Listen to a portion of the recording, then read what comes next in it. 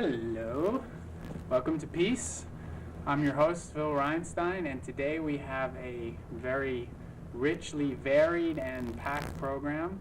And the theme of today's program is going to be the shadow and how that relates to various areas of science, which our three guests are very qualified in.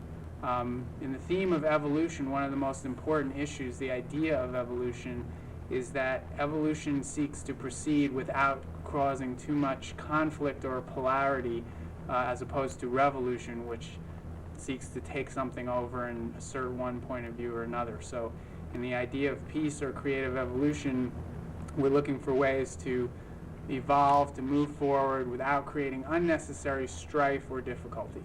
So today we have three very special guests, two from Austin and one from outside, and thank you, camera person. And let's start over there. Miles Lewis. Hello. My name is Miles Lewis. And talk about your general, just give us a general introduction first. For the past 6 years I've been investigating the field of UFOs and anomalous phenomena ranging from strange personal experiences to events that leave weird evidence behind, like falls of fish from the sky, say, or anything weird, basically. Mm-hmm. In that time, I've come into contact with a growing number of people in Austin and around the world, and basically I'm trying to, through publications and through media, get people involved and interested in these subjects so that they aren't so esoteric anymore. That includes for about a year now, I've run the local Austin UFO Experiencer Support Group for people who've had experiences with UFO phenomena, though that encompasses near-death experiences, mystical, revelatory, shamanic visions, visions of angels or apparitions, or anything that seems out of the ordinary, or perhaps the communing with something from the other side, wherever that might be. And I've also been publishing a magazine called Elf-Infested Spaces, ELF Infested Spaces, Journal of Possible Paradigms, and working with another fine magazine called Crash Collusion, and with the Seguin, Texas headquartered MUFON, Mutual UFO Network, which is a planetary grassroots organization investigating UFO sightings. No lack of connections there. Well, it's growing every day. Growing every day. So we'll come back and have you talk a little bit more about your particular things. But speaking of connections, we have Mr. Connection here, Mr. Shiva Ayyadurai, has flown from Boston to be on the show today, and in particular working now on the internet. And go ahead and tell us some of your background. All right. Let's see, I just came in from Boston. I've known Phil for some time right now, when Phil used to live in Boston. Most recently, the work that I've been concentrating on is actually using technology such as the internet and CD-ROM to empower the arts. And in particular, both those vehicles, the internet and CD-ROM, offer new distribution mechanisms of essentially, an artist's music or their portfolio, their pictures in the case of a musician, or in the case of visual arts, a visual artist's entire portfolio of slides. And typically, the industry of art has been such that there's many gatekeepers who are between the artist and the client or the lover of art. So one of the goals is that the internet and CD-ROM can be used as vehicles for directly reaching the audience. Excellent. Cool. It's interesting. For Tom, fellow astrologer, will know that the one of the terms for Saturn astrologically is like the dweller on the threshold, or the gatekeeper, and he's kind of the figure of the shadow in mythology. So what you're talking about in a way is overcoming some of the shadow of the past, but we'll get to that in a moment. So Tom Mellett, physics professor. Okay, well, ACC. Yeah, I'm Tom Mellett. I'm in the physics department at ACC, and I guess it feels good to be back. This is the second season. Yes. With Phil. We did a lot of shows last summer. My interest in this is connecting the ideas in modern physics with ancient Greek mythology, which is also a theme of Arthur Young and his work, looking to ancient wisdom to solve some modern riddles. And it's interesting you're talking about the shadow side, and I've been dealing with that lately in the sense of the kind of thinking that physicists do, that all scientists do, is essentially shadow thinking, which is fine. But if we take that for the whole of reality, we tend to just get lost in the shadows and the shapes they make, instead of realizing, well, there's got to be some light somewhere and an object that's blocking the light to cast a shadow, and we need to look more into that and bring that more into the realm of science, instead of just looking and cataloging the shadows. So. Well, although scientists might see themselves as cataloging the light, and yeah, well, you wrote a paper on Narcissus in particular that was talking about the shadow side of science. Yeah, we did a paper at the conference last June. I think Miles, weren't you there, or for part of that, the Society for Scientific Exploration, which met last June in Austin, and had the investigating anomalies in science, the kind of stuff that gets swept under the rug, and then these are scientists who are investigating that. And I gave a paper on the narcissism inherent in modern physics, because modern physics has yet to come to terms with the relationship of the self and consciousness to the products of thinking and consciousness in at least in the Western scientific world. And, well, an example, just to translate, since I always seem to do that for you, is an example of that would be some of the concepts in modern physics dealing with something that's so far from the products of actual physical, sensual experience that it almost could be called a total projection as far as where the idea is coming from. Yeah, and that's why, like Narcissus in the Greek myth of Narcissus, it is not so much that he falls in love with his own image in the pond, it's that he takes that reflection for reality. And that's really the problem. It's not so much the reflection is fine, but don't take that for you. Mm-hmm. And in my latest paper, I expanded on that with bringing in the myths of Tantalus, stuck in the river and trying to reach right for the fruit that always pulls away. You can never get to it. And that's, I can explain some other time, but that's a picture of Einstein's relativity.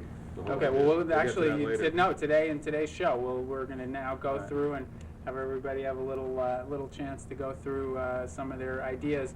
So we'll go ahead and now go through with each person to talk a little bit more specifically. And if we could start by addressing the issue, I guess with in terms of anybody who's working on the fringe of science, whether it be the fringe in this case of ideas about what's real and not real, the fringe of technology, the fringe of connections made with mythology. The question always is, how do you keep the balance between doing something that's innovative and that reaches a new frontier and so on and so forth, but that still keeps connection with what people can understand? How do you keep the balance between being perceived as a pioneer and being perceived as a crackpot? How do you, in terms of business, how do you keep the balance between being able to do something innovative and finding yourself out on a limb somewhere? So let's go through, have a little short, if each of you could kind of address that issue as you talk about what you do and how you're trying to keep the balance between being innovative and ahead of things and staying in touch. So why don't we start with Miles there? Well, this is a very interesting place to start. And trying to keep abreast of all this new stuff and all these new possibilities, you just have to keep in mind that reality is more than you might think it is. As much as we each want to fall back on something that we can feel as concrete and that's going to keep us grounded in reality in our day-to-day drag of life or whatever, we hear about these experiences with the sacred and the profane that seem to show that there is perhaps some other realm beyond that. It's kind of like this background, something you might experience that doesn't quite jive with what you normally hear as accepted experience. And with UFO encounters, I mean, that's one of the most strange things that people can encounter these days. In their bedroom at night, and the ball of light comes through their room, and suddenly the ball of light morphs into a little entity that might fit any number of stereotypes from an elf or the big-headed aliens that we hear about in the media so much, or perhaps a vision of Jesus or some such religious figure. And what is a person to do with that kind of experience, especially when just mainstream academia just immediately tries to reduce it to hallucination or some kind of electrochemical process in the brain. And though there might be that kind of aspect inherent, that's not addressing the experience that the person has had and what that means to them. So with the support group and the speeches and the publications that I'm involved with, I just trying to get people to talk about these things, because that way there's at least a forum for them to dialogue about this, and like what we're doing now, and whereas artificial intelligence and the internet and mythology and UFOs might seem to be totally unrelated, there are threads of ambiguity that kind of wind through them that you can look at and see if there's maybe some kind of a meaning. So with the support group that I do, I try to let people know that if they've had a strange experience, they can come to a place and talk about it with people who won't be hypercritical or talking down about their experiences. They're open to alternate takes on reality, and through that, hopefully we'll gain better understanding of ourselves and the nature of reality itself, and perhaps our alien others who are seemingly contacting us. So that's kind of my shtick, as it were. Yeah, well, I like the balance in your magazine between the inner aspect of UFOs and the outer aspect.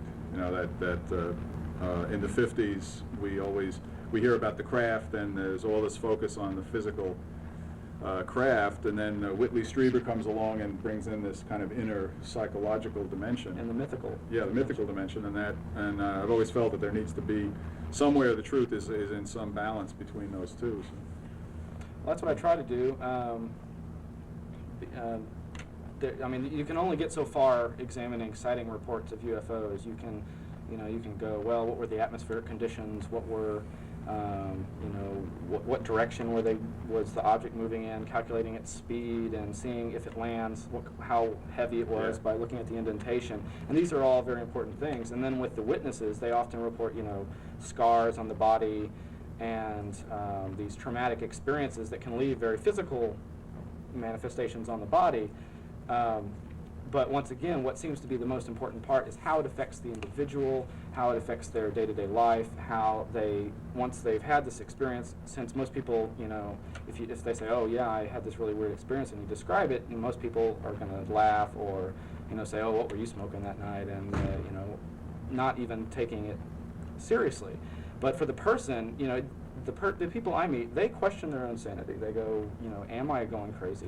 Was this hallucination induced by lack of sleep, or was this any number of quaint explanations? But what ends up happening is with that sense of ambiguity, they kind of take on this quantum aspect where they can think of it in different ways. They can think, okay, yeah, they were nuts and bolts extraterrestrials that were coming and doing a genetic study on my tissue or whatever.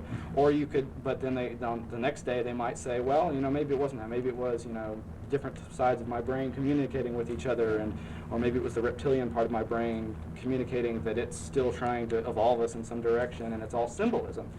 They go through these feelings of they just don't know what to believe, and I think, despite the trauma, the confronting of the shadow, that it is inevitably a positive if they can survive it, and that's the difficult part. In our communities, in shamanic societies, they have a place for these experiences, and in our society today, we have, being that it's so technological, I think it's we're starting to feel that we've been divorced from the natural world, and that maybe through technology we can not be dominated by the technology and begin to look at it as what it is, which is a tool for exploration of other realms. Well, that's a perfect segue into Shiva, but before we do it, because we're talking about the concept here of bringing the arts into the technology, which is the beginning of that process of humanizing technology. But let me keep on with that for a second. One of the ways that Tom introduced me to you, Miles, was as somebody who was trying to balance the paradigm of looking at UFOs. If most people who watch a lot of television, if you see any of the shows on UFOs, it's all about, I want to convince you that it really happened, quote unquote, as if the fact that these people went through the experience and had a profound effect, it didn't really happen if there weren't actually some, green men there that we could cut up and put on slides. Pickled aliens. Exactly. And obviously there's the first step of just wanting to get past the fact that somebody's doing it for sensationalism or to try to get attention. But past that point, there is obviously some combination, as you said, of these elements. And in particular, the shadow side of our society as a technological society is that there's something lurking. All the horror movies in the 50s, there's something lurking under there that might come and if we don't watch out and take us over, or 2010 was on last night, the computer taking us over and so on. So how do you, in your experience with some of the people that you've met and in your work, how do you try to keep this balance between being able to see it as a psychological phenomenon and allow that to be enough, or this kind of thing? Well, it's interesting. It always reminds me, I love this. In 1 week, a couple of years ago, one of my friends, who I would call a believer in UFOs, and I mean that in a nice sense, he called me, he says, "Oh, you're such a debunker, you're such a skeptic, you don't believe in any of this, do you? You write it off as all psychological." And I'm like, no, I think those are aspects and possibilities. But then the very same week, I had a skeptic friend of mine say, "God, you're such a believer, you're so gullible sometimes." And I'm thinking, well, thank you. I feel so blessed to be called both. And maybe it's the fact that I am a Gemini and I've got this dual aspect and I'm always straddling the fence. But exactly, it is real. Whether there's physical evidence or not, the fact that a person thinks they had the experience, that's what's important. And it brings up all the questions of what memory and reality really are. But and trying to keep that balance, when the support group, the Austin support group was first started, it was the Austin Abductee Support Group. And the woman who started it was a wonderful woman that I met through MUFON named Jean Staffen. She started this group back in, I guess it was just over 3 years ago. And she got an amazing amount of publicity. And was the very first meeting, there were like 60 people at the Austin History Center, where the meetings often take place, and it was just packed. I mean, standing room only, and you had, most of them were sensationals. They were just wondering what was going on. But there were a lot of people who came. There was a gentleman who was a school teacher, and he said that he'd had the experience in class. While he was teaching class, he heard a noise, and then suddenly he was somewhere else, and having an experience that to him was physically real and traumatic, with the short beings that have the big heads and big black eyes, which aren't the only entities seen. That's something generated by the media, though it is a legitimate aspect. Anyway, when he came back, he heard the same noise he'd heard when he left, and his students were kind of looking at him, what's going on? And he asked the students, "Did y'all hear any noise? Describe it." And a couple of students had heard a similar noise and described it. Well, there's at least some confirmation of this experience, but other than that, nobody saw what he saw. Well, that person never came back to the meetings. He was, I think, scared off by the numbers, and that's a shame. And since then, it's dwindled down to a core number of people, and every time we get some media attention, there's an influx of curiosity seekers and people who've legitimately had the experience. Shortly after that, I guess about a year or less after that, it was changed from the Austin Abductee Support Group to the Austin UFO Experiencer Support Group. There's been a lot of debate in the UFO community over abductee, the terminology of abductee, experiencer, incontrant, experiencer, percipient, any number of terms that you might want to use, but whatever. Experiencer is very generic, and that's why some people don't like it. But like I said, we include people who've had near-death experiences because there seems to be at least some overarching metaphors of transformation and also characteristics in the narrative.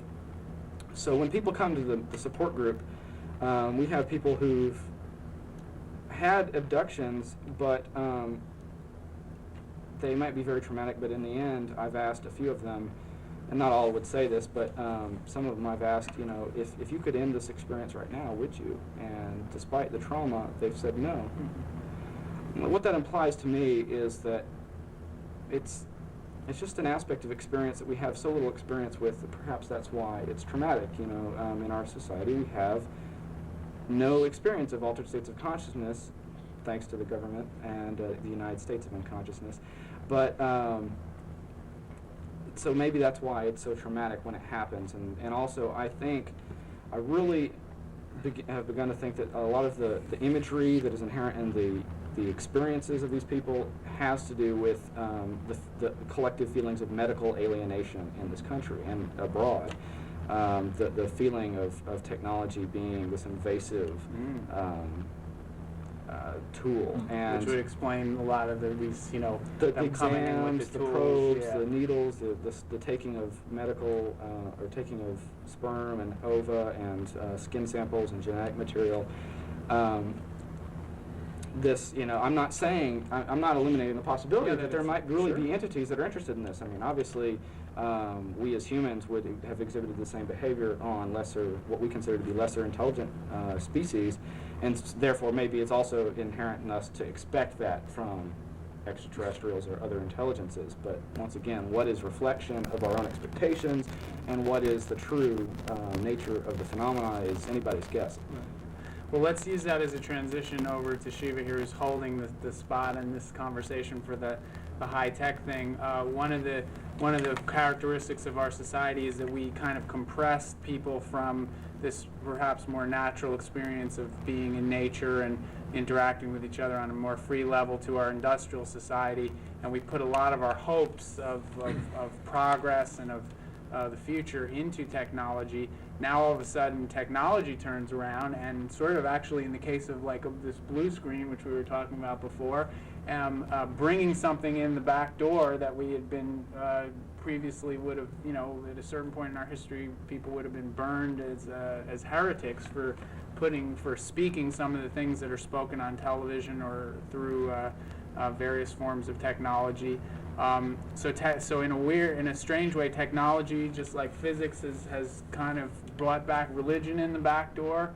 Well, it seems that here technology is potentially going to bring a more artistic and human view of people. Why don't you tell us about it? Well, let me just address what you were saying. One of the things is it seems like the reason, whether you're talking about UFOs or any of these phenomenon or other things, the reason that I think you don't see much of it or there is a lack of consciousness is because there are people who control information. Absolutely.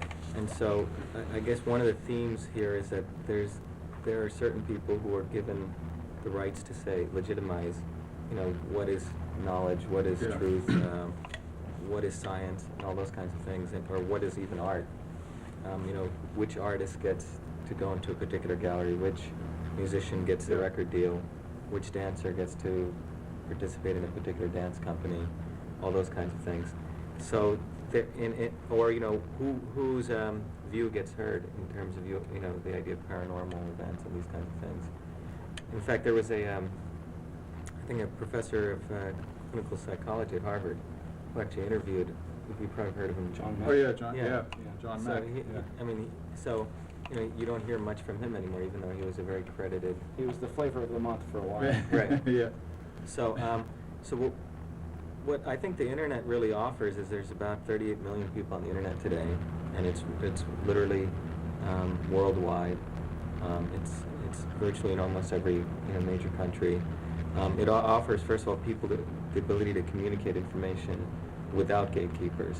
Yeah. And that's, I think, what's revolutionary about the internet. And obviously, I think the government and other people are going to try to put toll gates on the internet to charge and To censor. And to censor. And then there's already some censoring, bills in Congress right now on what is the issue of decency and these kinds of things. But our goal I'm from Millennium Productions, and we started the company about a year ago. I came from I'm actually finishing up my doctorate at MIT in information theory, and I came from a background of engineering, theoretical mechanics, but art has always interested me. But in the Renaissance, art and technology were always together. The studios were places where artists and technologists met, was a meeting ground. Yeah. And I think what the internet and other technologies like CD-ROM offer are ways in which people can start talking and convening and sharing knowledge. So what we've done at Millennium is, on the back screen you see we have a variety of divisions that we've organized. We have music, we have dance, we have film, video, theater, essentially, and we also have certain groupings of art centers and what we call connections, the things that artists can actually use as a vehicle for and finding other people who can actually help them, like art consultants, whether it be legal help, those kinds of Or things. to get their paintings into certain galleries. Yeah. So what we've done is, one of our philosophical goals, we want to use technology to empower the artists. And what always occurs when there's any type of revolution, be it an industrial revolution or what we have right now, information revolution, there's stratification that occurs. Certain people are beneficiaries of that revolution, other people actually are left out of it, and actually have greater differences between the have and the have-nots. In this case, those who have access or the use of information, those who don't. And there's already a big stratification among the arts. Those people who make it and those people who don't make it. Yeah. The majority of people don't make it. And the goal here is that if the internet and CD-ROM are used properly, that you can have more expansive access to art. If you take music, for example, one of the things that we're organizing is essentially a multimedia database of artists worldwide. Musician Magazine is one of our sponsors. Locally, we have New England Performer, which is our sponsors. Actually, by Monday, we'll have about 1,000 bands up on our internet site. But one of the things that we've added is we've added the ability to search and find a particular artist. So let's say you want to find a folk artist in Austin who has a CD out, who has good reviews, and is available, let's say, for wedding gigs. You can find those kinds of people. Because I believe what's going to happen in the future is that once you have the TV and the optical fiber comes in and you have your stereo system is all one unit, you'll be able to go to your TV or this new system and say, show me all the musicians who play folk around the world. You can actually listen to pieces of music independent of what the record industry decides to play on the radio. And so it does two things. One, there's already a niching of the market that's taking place. Those people who like certain things, and musicians who are already in certain markets. This enables the information user to find the information provider, to make connections in those ways. Similar in the area of art, we've just finished a major deal with the premier guide for galleries in the world called Gallery Guide, put out by a company called Art Now. And actually, the publisher of Art Now, who has gotten very fed up with the way the system is and the whole legal stranglehold, he's actually started his own party called the Art Party, and Millennium is actually a sponsor of the Art Party. Art Party. Yeah, he believes that essentially creative people should be running the world, and Roger Peskin is actually going to be running for president in 1996. And Roger essentially, his book, The Art Party, was actually illustrated by one of the Sandy Heffernan, was a New York Times cartoonist and so on. So he's very much into bringing back the creative energy, and he sees working with Millennium as a vehicle of using the internet to bring artists back to do in. that. Well, one thing that just as before you were saying that, I was thinking that in a way I could envision a situation, say 5-10 years from now, where the whole paradigm that we're working on now, which is that the purpose for artists is to get to the top, to possess a piece of, to get a reputation, to get a career, that the strategy of the various music industry and art industry to, in a sense, be like the conquerors of the past who would hold on to a certain amount of territory. It could actually be a situation where, with a company like yours, where the people that go out and make the most connections, being the ones that have the most information flow, where actually being static or trying to possess or hold on to information actually might disqualify you from a flow, which would allow you can see that happening. I mean, fundamentally, it's art, and if you look at any culture, people don't look at the politicians, people don't look at, fundamentally, it's the art and the science that were produced, which are sort of the milestones of every culture. And I think what the technology offers, if it's used properly, is essentially enabling a lot more people to essentially have a voice in determining the times. That's one of the goals. We'll be publishing a book at the end of this fall or early next spring called Arts on the Internet. So we've gotten right to, it's essentially going to be a guidebook for the artist on what are the issues about the Internet, protection issues, things that they should be concerned about, but essentially finding ways in which they can promote themselves on the Internet. I'd like to ask you about specifically about theater. I've been involved in theater, and I wondered what we're doing in theater is actually we've connected with a local casting company called Boston Casting Company, and we're doing various things in theater. We're essentially creating a database called, in the area of theater, we have a database called Cybercast. In the area of film and video, we have a database called Filmmaker. And in each one of those services, we have various interesting people who are heading up those divisions. Peter Spellman, who actually heads up our music division, is actually director of career services at the Berklee College of Music. And Peter is very much into developing our internet site as a vehicle for not just posting musicians up there, it's one part of it, but really being a resource for the musician on what are the issues that they should be concerned about in music. And essentially the idea is how musicians can connect.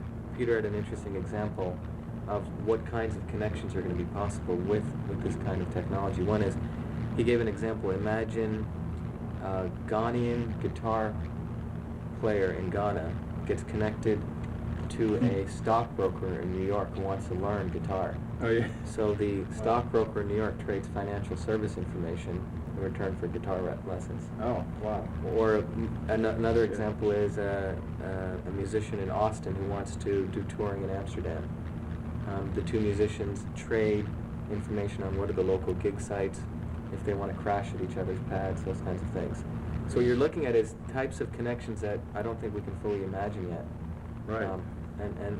This is, I think, what's going to be empowering, and whether, there's sites on the internet, which people share UFO information. Yeah, there's a number of them. Yeah. So our goal is to really push this as much as we can to really empower the artist. Because art and science fundamentally are the things that determine the consciousness or the expression. Right. The art and science are manifestations of the society's consciousness, and if everything is basically limited to a few, I mean, you're essentially, it's a contraction of consciousness. So if there's more art out there, more possibilities of what people can acquire, then it actually explodes that. It's the whole decentralization of power to the people, and you mentioned the possibility of people across the globe exchanging information, but then there's also the whole new venue of cyberspace as a place to have a concert or whatever, and like Laurie Anderson has talked about, and I think they may have gone through with it, done some long distance performance pieces via cyberspace where like she and Peter Gabriel were on different sides of the country and were linked via cyberspace to play their instruments and do songs together. Yeah, we're going to see a lot more of that kind of stuff taking place as the technology gets better and better in terms of communication. One thing that's going to be interesting on our site is by April 15th, people will actually be able to see a map of the United States, click on a particular area of the map, and bring up every gallery in the United States. Wow. And in the future, we're actually developing with Roger Peskin from Gallery Guide to essentially have inventories of every gallery in the world. In the area of dance, we're working with the Boston Ballet. We're in the midst of having some discussions with the New York City Ballet. But at the same time, we're developing a rich collection of independent dancers. So the idea is that someone coming to the site can get a cross-pollination of the art. Someone may come in interested in dance and may end up in theater. Someone may come in theater and actually end up in music. And in the Renaissance, this is, I mean, all of the arts were together. There was no real division of, essentially our idea is to have this cross-pollination of arts. And we're in the midst of developing one of the premier sites for it, for both the artist as well as the art lover, as well as those in the art industry. The idea is to have complete inclusivity, if there's such a word. Yeah. I think it's a very good word, inclusivity. This is very exciting, all this happening as we speak, and as a lot of people know, the technology revolution that we've been talking about, the information revolution, is kind of in the process of happening.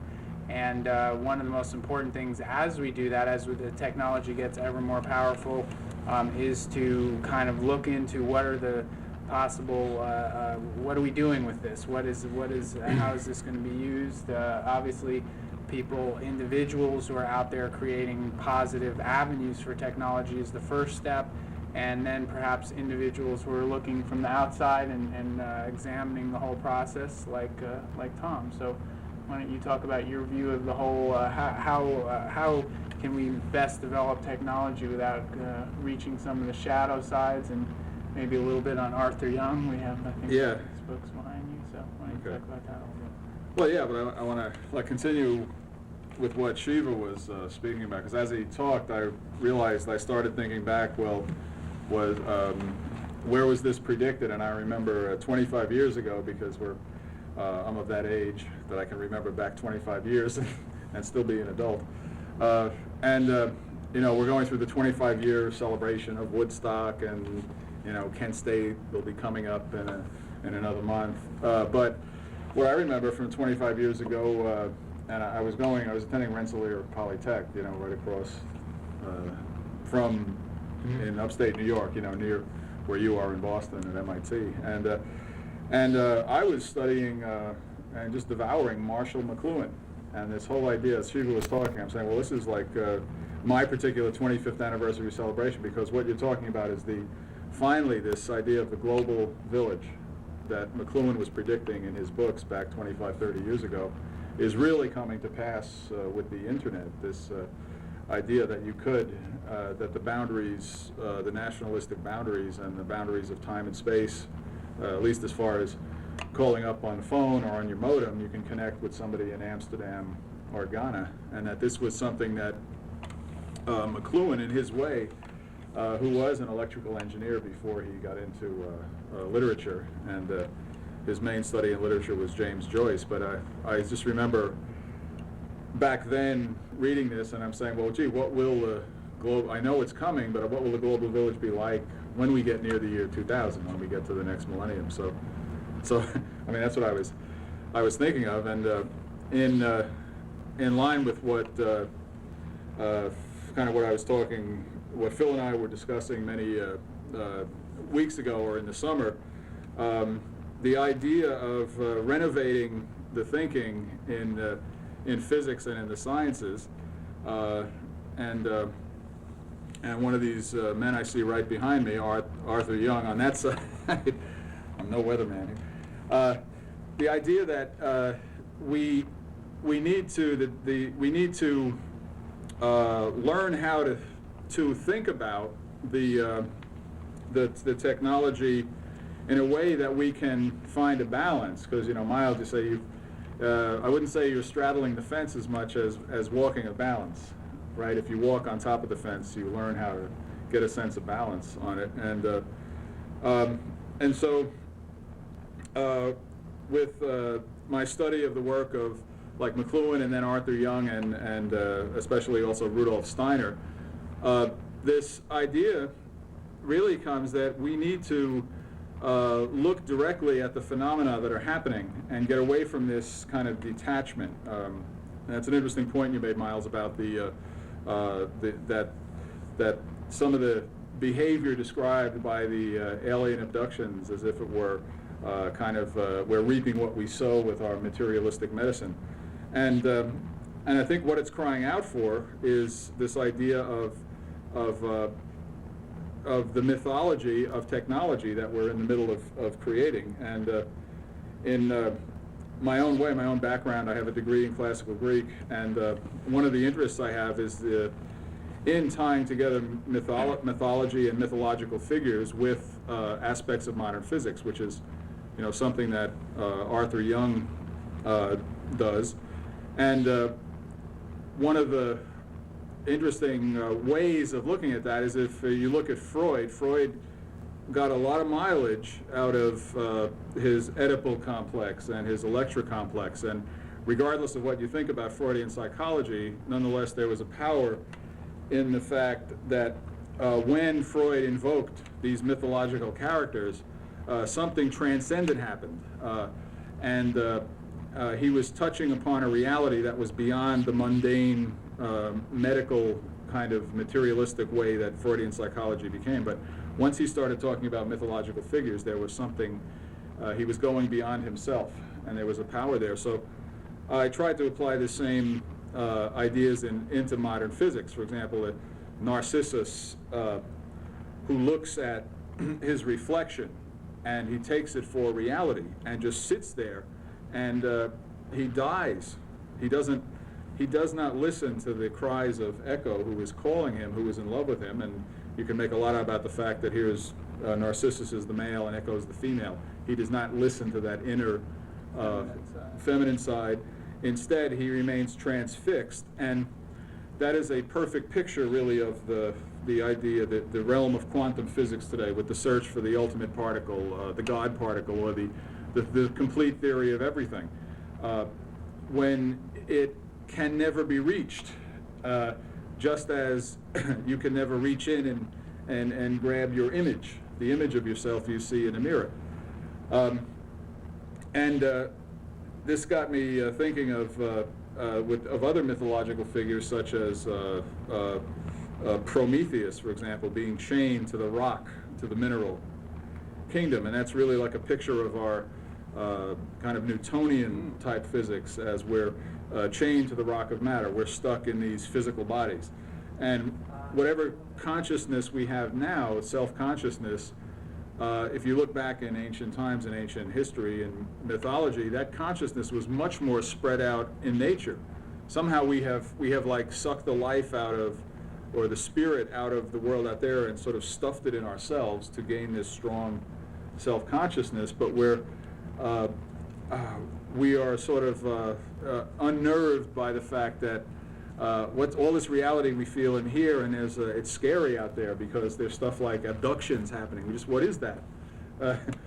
We don't have a theory to comprehend what these people are talking about, and we've reached the point now where the people who have, like John Mack's book on abductees has, you look into that and you realize these are normal people. These aren't crazy people. It's just something is happening to them, which we don't have a theory that can really grapple with it. So we either deny it, or I suppose we can get swept away with it. But I really think there's a power in looking at these anomalies or these contradictions or paradoxes, and looking to the ancient past, like Greek mythological figures, to really sort of awaken the kind of thinking, or raise our consciousness to look not just at the shadows that are being cast, but start to look at the light that's causing these shadows, right?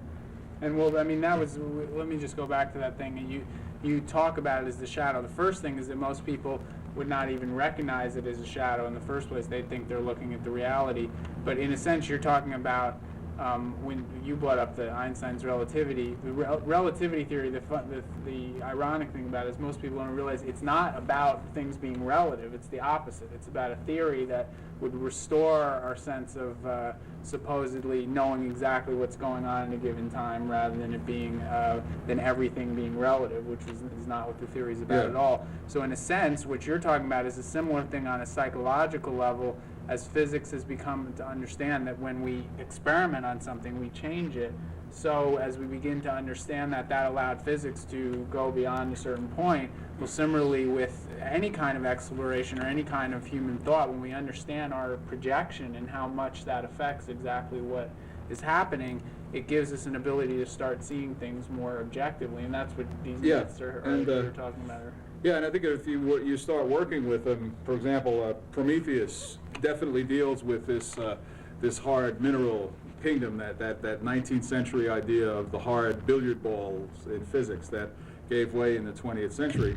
And there's Prometheus chained to the rock. And in this latest paper I wrote, I realized that in looking at, it was dealing with Rudolph Steiner's view on Einstein's relativity. And what struck me is that if we look at Prometheus on this level of what the Greeks would call the earth element, the mineral kingdom, the next myth that really struck me was that of Tantalus, who is now remember, Prometheus was punished by Zeus because he stole fire, or you could say the spirit or the ego, and gave it to these piddly mortals down on the earth, and that's how our technology developed according to the Greeks.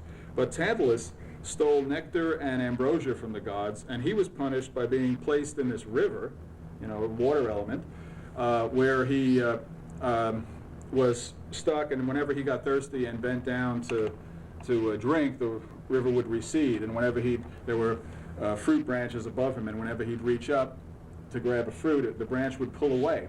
And so he could never satisfy that thirst. And you're in a completely different element now. And that struck me that is really connected with Einstein's theory of relativity, in the sense that we'd speak of the limiting power of the speed of light, that nothing can go faster than the speed of light, and that as you approach it, you really can't go faster, because your mass increases and you have to put more and more energy into it and that's really like, the more you reach for something, the more it pulls away. And so this myth of Tantalus, to me, is really connected with this idea of Einstein, and that idea of relativity, of this limitation of the speed of light. And then finally I got that back to Narcissus, who in a way, he's not really punished, if you could say it might be a self-punishment, but it's more in the air element, where he just looks at his reflection. And so I sense this progression in there, and I'm still working that out. But it really is, this power of mythology is something that can really start to deal with these paradoxes and contradictions that are brought to us by the way we try to interpret technological science. We still have a 19th century way of looking at 21st century technology, right. And we've got to really change that way of thinking, change our whole consciousness about technology. Technology. Well, one of the most obvious things, if it hadn't wasn't already obvious in what you were saying, is that there's the whole question of, are we ever going to find, as you say, to find spirit or find God or whatever you want to call it in something material? It's that whole issue of, you can keep expanding the container or shrinking the container, but the bottom line is, at a certain point, if you keep trying to find the limitless in the limited, you're going to hit some kind of a wall, which in your case you're talking about as being the speed of light or whatever it is. So what kind of conclusions might we draw about what is this, in your mind, what does this teach us about the whole scientific enterprise? Do we give it up? What's our where does it lead us?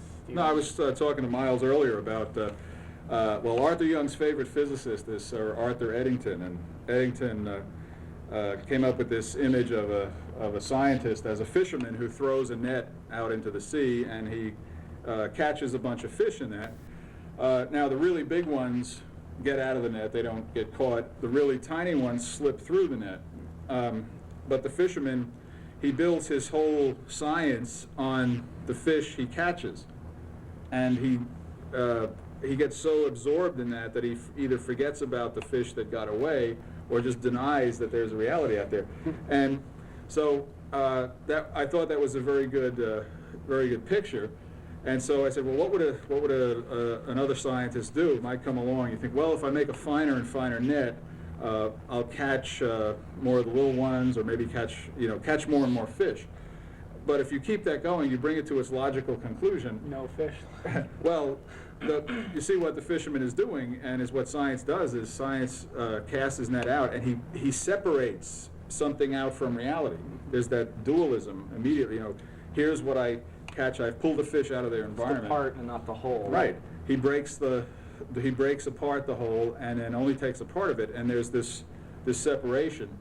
But if you make a finer and finer net and stronger, ultimately it gets so fine that not even water gets through, and what you have is you don't have a net anymore. And this brings you to the point where I'm not going to be, I just put a barrier there. It's like a boundary, and I'm going to watch the fish in their environment, and I'm not going to separate them out. And that to me is a picture of this kind of other side of a pure phenomenology that we've discussed before about starting with Goethe and through Rudolph Steiner, and Arthur Young has a lot of elements of that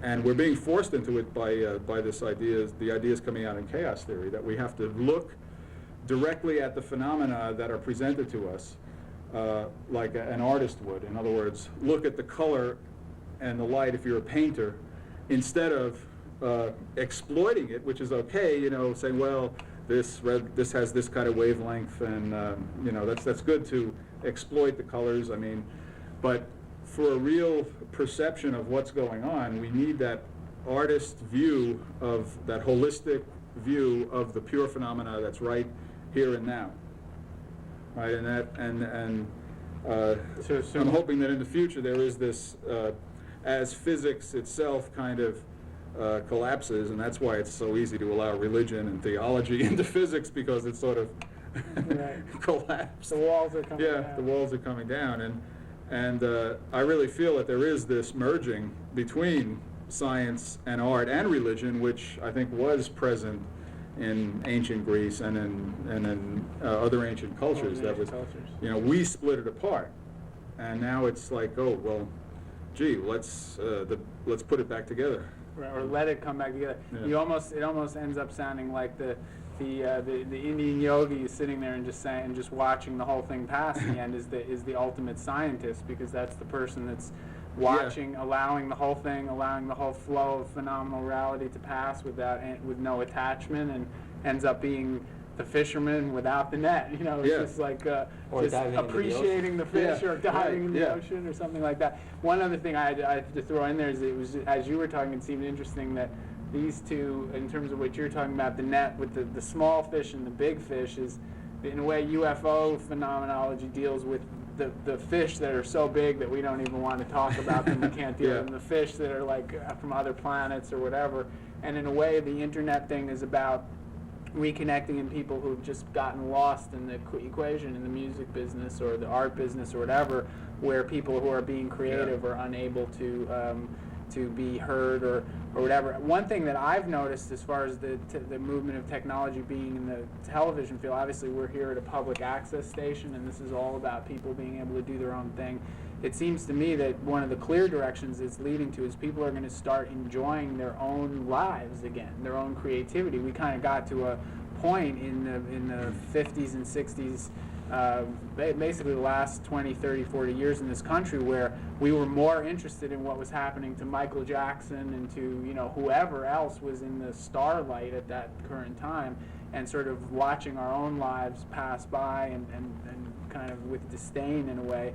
It seems like part of the movement of technology is to just get people back towards the point where global village, where yes, we might be interacting with people from all over, that's part of it, but part of it is we just might be to get back to the point where we go, well gee, my son or daughter did that piece of artwork, and now I can enjoy that instead of having to go somewhere else for my artwork, or or somebody else in my community. It's more, in a way, it's like the think globally, act locally kind of thing as far as creativity and communication, just learning to appreciate what's right in front of you. Home videos of your family being what you watch at night, instead of what's the one everybody watches, the Bundys. It's like there's not enough arguing going on in our whole family, in our own families. We got to watch. We have to watch dysfunctional families. So, would you agree that that's where it's leading as far as the technology? Yeah, I mean, basically, it's definitely. I mean, we had an interesting thing. Peter Spellman, he actually put up an article on the internet about music business. A high school student in New Zealand saw the article, got very interested in the article, knew he was at Berkeley, and is now applying to Berkeley. So, yeah, I mean, that's literally more than halfway around the. I mean, it's about halfway around the world.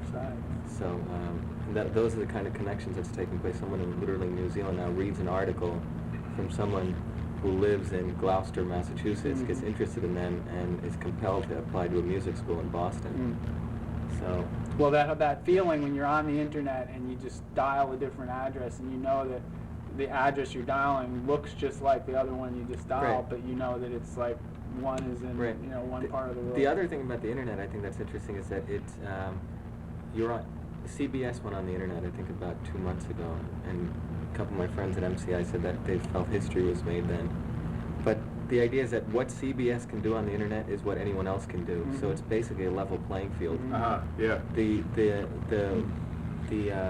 constraints of the internet everyone has to deal with. The speed issue, what you can do certain things, you can't do other things. They don't have a better studio on the internet than you or I do. So it essentially comes down to people's own creativity and how they present themselves. So one of the key components, it's a level playing field. An independent record label can compete literally with a Warner Brothers on how their storefront looks on the internet. It's regardless of how much money they have. Right.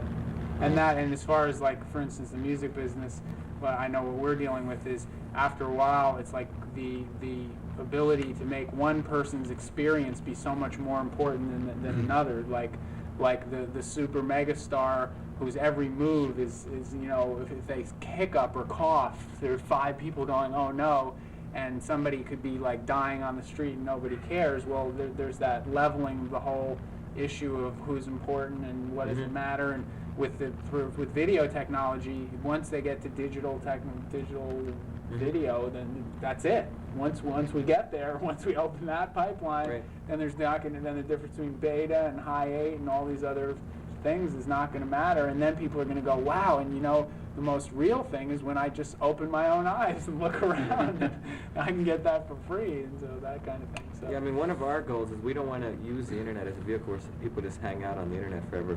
We want to use it as a vehicle where people get interested in the arts and actually go do what we call an offline purchase. So you may learn a lot about theater, theater design or lighting design, or how the millinery works. And then you may say, wow, I didn't know all this was going on backstage, and then when you go to a theater performance, you appreciate it more because you've learned so much that goes on. Or, in music. The idea is to use the internet as a vehicle somewhat for education also, so encouraging people to go do an offline, in the business sense, an offline purchase. Right. You use online as a vehicle for getting people to actually go take a dance class or pick up an instrument. Or not just an offline purchase, but an offline experience. Yeah, it's more, And I was talking with somebody the other day about entertainment and education begin to, what people see as educational, like a program like this, becomes more entertaining, and what would be normally entertainment leads people to learn about things or do other things. You talk